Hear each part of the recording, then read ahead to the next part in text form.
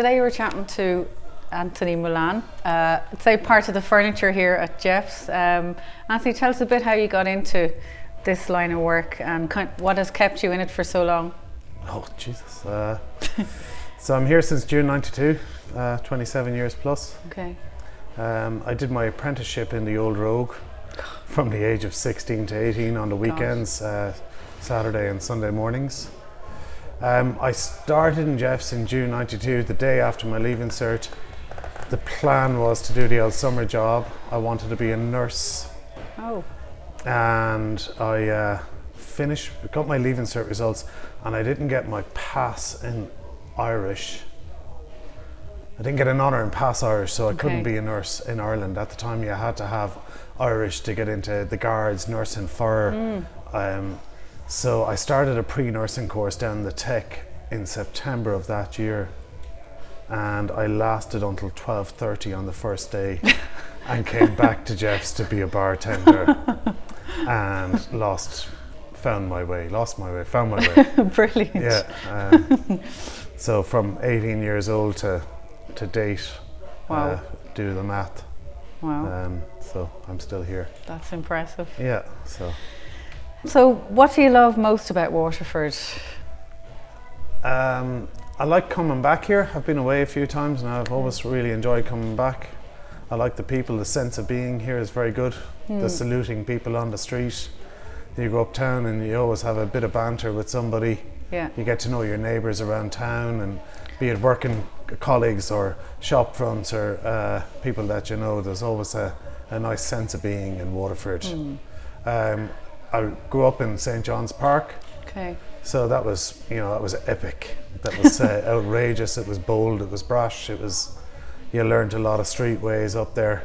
Even though I wasn't the wildest child, but there was parts of John's Park that was the education up there was phenomenal, good and bad.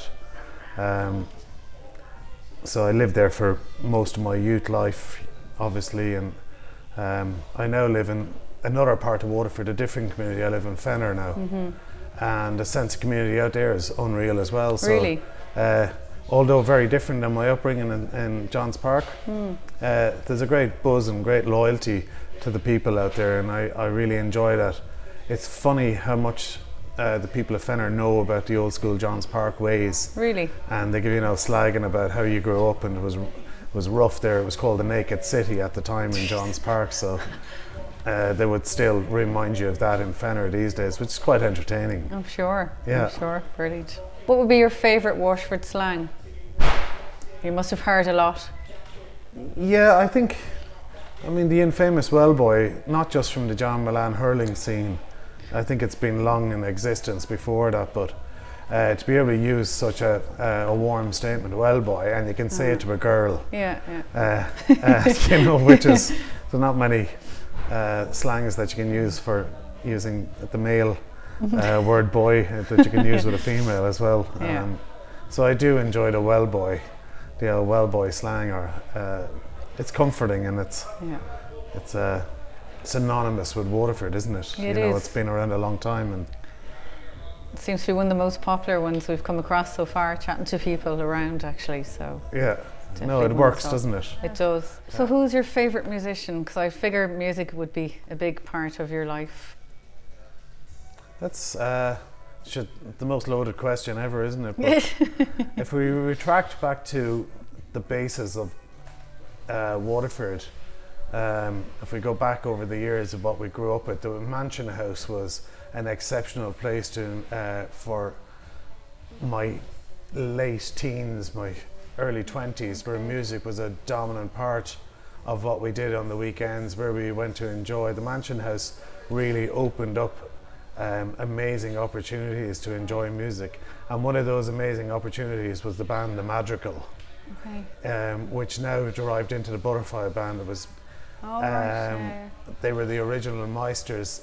So musically wise, that was amazing. Ben Hennessy did sets for the Madrigal band down in the Mansion House. They would spend days organising their sets down there. There'd be Ivy coming down, Tommy would be on his flute. It was very magical. With that band, we all got on buses. We went to West Cork. Oh my God. To Connolly's of Lepp, the infamous Connolly's of Lepp, people as amazing as Nick Cave have sung in there, and the Madrigal from Waterford and the Butterfly Band. So they were very important moments to us when you were growing up, because their influences were what I was influenced in. They were influenced by, you know, certainly by Pink Floyd, Jethro Tull, and all things, you know, all things good at the time. So that was a very catchy situation for me. I suppose we moved with I'm still listening to Pink Floyd, you know. I'm still listening, but War on Drugs are amazing. I agree. Radiohead are amazing. These are all bands that I've sort of come to love as well. And I suppose luckily still working at Geoffs and working with the younger crew, I'm still being introduced to new music all the time. I haven't become stagnant in my music. Right, very good. Which is due to the ageism of the other people I work with, not from what I'm learning myself still. I'm getting it from those around me. So that's a very lucky situation to be in. But music is ultimately a very important part of my life. And I'm trying to offer it to my kids, but not tell them what they've got to listen to. I'm not, you know, pointing a finger and saying you have to be a curehead. But I'm definitely trying to lead them in the right direction. But they'll find their own way anyway, won't they? Ultimately. So you've got so much out of music, obviously. And actually, my next question was what you like to listen to when you're at work. So when you do get a choice, the young people don't take over. Things have changed. You've got to really rack your brains these days, because when I did start working here, there was tapes. We still have all those tapes in a vault upstairs, so there's hundreds and hundreds of tapes. Then the mini disc came along, and that became like the ultimate thing at the time. There was no scratching, there was no reels. You weren't dealing with reel to reel on tape and splicing tapes. So we enjoyed a good mini disc collection. Then you had CDs, but using these as a medium, you were able to look at a shelf with loads of names of artists, and so you're able to go down through Donald Fagen, this, that, the other, Weather Report, various different bands, and you're able to use that. But now you've got to use your mind more, because you're thinking about Spotify. So when you think about Spotify as a platform for music to listen to, you can look into your recent searches, which won't be all mine in the workplace. But so it's a good varying way of finding music. But one thing I find that helps me to remind me of what I like is I use Shazam a lot. So if I'm in the car, if I'm at home, if I'm in various places and I find something that I like, I'm grabbing the phone, get on Shazam, grab that to put it into the left-hand side of my brain. So while I'm standing in work, I take up my phone, I look at my recent history on Shazam.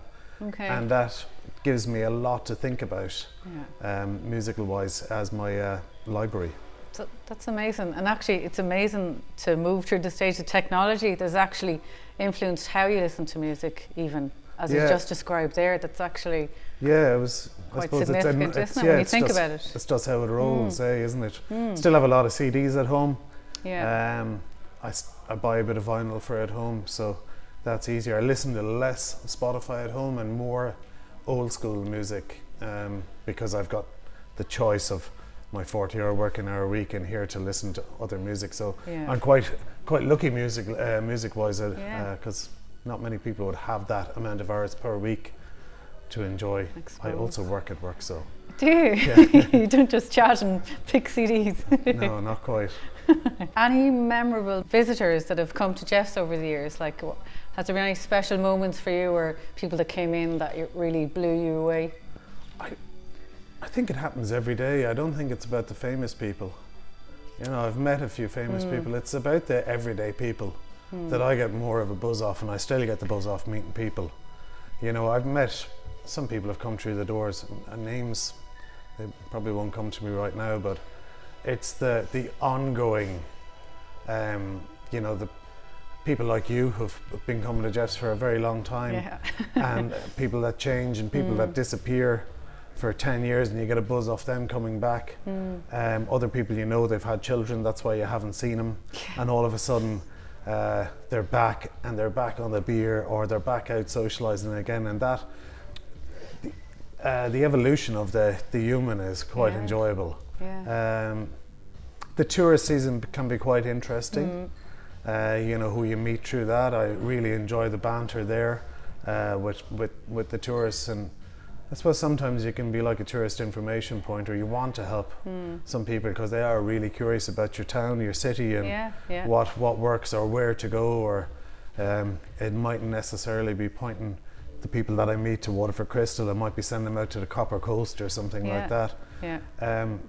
So with those people that I've met here over the years, some of those you get postcards back from them, or there might be an email, or there might be a review on TripAdvisor that we don't remember your man's name, but we'd like to say thanks to him for advising us to take the Copper Coast Road. And they can be some of the really interesting people that you meet. Also the people that you meet daily. You know, your colleagues at work as well, the people that I've met. I've said years ago, we should have had an Instamatic camera and taken an L shot of every single one, because sometimes the people that we meet through the workplace that could be here for 3 months, or like me for so many years, but sometimes we have the conversation about all those people that have worked here. You know, from the Aussies to the French girl to the Spanish guy on the wash up to, you know, and you try and put a name on all those, so that can be an interesting part of your day too. In meeting people, and memorable. So I suppose there is the famous and the infamous. I might remember better because they have a good story, and the famous one generally wants to be left alone anyway. So I'm more intrigued by the everyday, I suppose. It's probably part of your success of working here and enjoying being here, because you definitely, you know, come across as you really enjoy what you do. So, and talking to people, hopefully. I think I do. so. I anyway. enjoy work. It's it's important that you enjoy. If you know, for the most, you enjoy going to your workplace. Maybe that's why I've lasted so long. Too long. You don't see it as work anymore. That's what it is. Oh, it's definitely work. But the question is, how long more? You know, I'm 27 years here. Do I? Wow. It's 23 years before the state pension. Will I be at Geoffs for another 23 years? Will I make the 50 years at Geoffs Cafe Bar? God only knows. Who knows? We'll keep coming back to see anyway. Good. What are your pet peeves? What really bugs you? I don't know. I don't know. I'm not that easily phased. Okay. So, I don't know. So I get on well with people, and I'm a good timekeeper. Don't like people to be late if I have an appointment. Okay. That's about it. Okay, very good. I'm not. I don't know. Maybe my wife would be a better person to ask that question, or somebody else, what he doesn't like. But about myself, can I critique myself? What's my downside? God only knows. Come back to me. Okay. Ask me that again at the end. I'll have a think about it while I'm trying to. A bit more fun question, the next one. If you had a superhero power, what would it be? Flying, It's just the ultimate. I want to fly, I want to. During my earlier, wilder days of partying and doing wilder, illicit things, I would have always wanted to be able to fly when I was feeling wild. So I think, flying would be the ultimate thing, to fly, and maybe I achieved that by getting on airplanes and going around the world. I did a lot of travel in my time. Okay. So the power of travel would be the superpower, and still love doing that. So, but if I could fly myself, it'd be very convenient. It would. Yeah. You wouldn't have to check in at airports. Wouldn't have to check in. No. The luggage allowance wouldn't be a problem at Ryanair. So, the power to travel. Okay. It would be the superpower that I'd like to always retain, and hopefully that'll be part of my lifestyle and my superpower for the future. Nice. And actually, just speaking of travel, then, where's your favourite place you've travelled to? Do you have one? I'd live in New Zealand in the morning if it wasn't the furthest places away I've been to. I found the people very humble there. Yeah. Very easy. They're very like us in many ways. Probably a little less needy than the Irish. There's a very simple lifestyle there, so I really enjoyed that. I've got a grow for Africa. Have you been? I met my wife in Malawi, my Dublin wife in Malawi in Africa, so that's Wow. a very important country to us. And because of what's in Africa, and you know, with the wildlife and that it's just still so wild and free. That's a beautiful thing, and it's not something that you can achieve in too many countries nowadays. Things have changed slightly in my travel now. I'm saving to bring my kids to Universal now, so things do change. It's a choice that you make for the love of your kids. For sure. Yeah, maybe I'd prefer to be camper vanning in Japan, but you know, but things change. And out of that, maybe something we talked about doing would be going to the Everglades in Florida. Okay. Would be so encapsulating the outdoors whilst visiting a theme park. Yeah. Name 3 guests you'd like to dine with. Dead or alive? 3 guests I would like to dine with. Jesus, I'd love to ask him a few questions, right? If I was having dinner party with Jesus would be great. A few home truths would be all right. I'd really like to know a few things about him. Another person I'd like to have a meal with. Maybe Jim Morris and Jesus, and be tricky enough table, and myself. I'd like to see myself from the exterior. I probably would. It'd be interesting to sit to one side and look at yourself in a same situation, and see what you come across as, or I come across as. It'd be lovely to see yourself as the other person. So that's a bit strange, but yeah. Well, actually, not really. And funny, one of the questions I had to ask you today was, and first day I thought, I was like, what would you say to your 20-year-old self? So, looking back at you when you were younger, like, what advice would you give yourself? What do you wish you had known back then?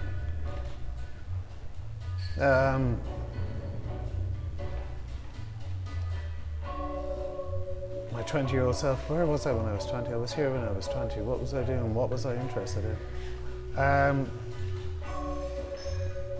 20 was good for me, I enjoyed it. I didn't make a big hoo-ha about my 21st. I had more of a hoo-ha about my 40s than I did about my 20s.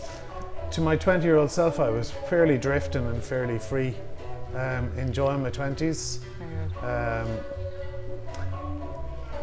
I was having a lot of fun in my 20s. So to say something to my 20-year-old self, I didn't drive, I didn't want a car, I cycled everywhere. Didn't get a car until I was in my 30s, didn't need one. It was more important in my 20s that I was able to fly with my... Ooh, there you go. Fly with my wings. Superhero. And my superhero power. Yeah. I probably said more to myself in my 30s about finding my strategies and my way forward and what I was looking for than in my 20s. I had definitely had a more serious chat with myself in my 30s than I did in my 20s. My 20s were too cruisy to be upsetting myself. Last question then, and we'll let you get back to work. Best advice you've ever been given? Follow your heart, isn't it? Yeah. Be yourself. Honesty. Always be honest. Be yourself. Give as much to your parents while they're with you. I fought with my dad. He's passed about 10 years, and I fought with him a couple of years before he died, and I resolved that. So be kind to your parents, be the best you can, and be honest. Okay. Yeah, be yourself as well, as much as you can in life. And if you don't like it, get out of there. Yeah. Great Sometimes advice. it's better than having the fight. Be honest. Okay. Beer or wine? Beer. Yellow beer. Yellow beer. 3 a.m. go-to food? Cheese. Cheese. Yeah, there was always that chocolate or cheese. It's definitely going to be savoury, no matter what the go-to is. Depending the area, and it's all based on geographical location, is my 3 a.m. go-to food. I wouldn't eat a kebab in Waterford. I'd wait until I was near a reputable kebab shop in Dublin, to be very honest. So if I was going to go for something at 3 a.m, it's definitely something that's not going to poison me too much. The last time I ate at 3 a.m. was probably a while ago. Right. Yeah, I'm not as 3 a.m. as I used to be. Okay.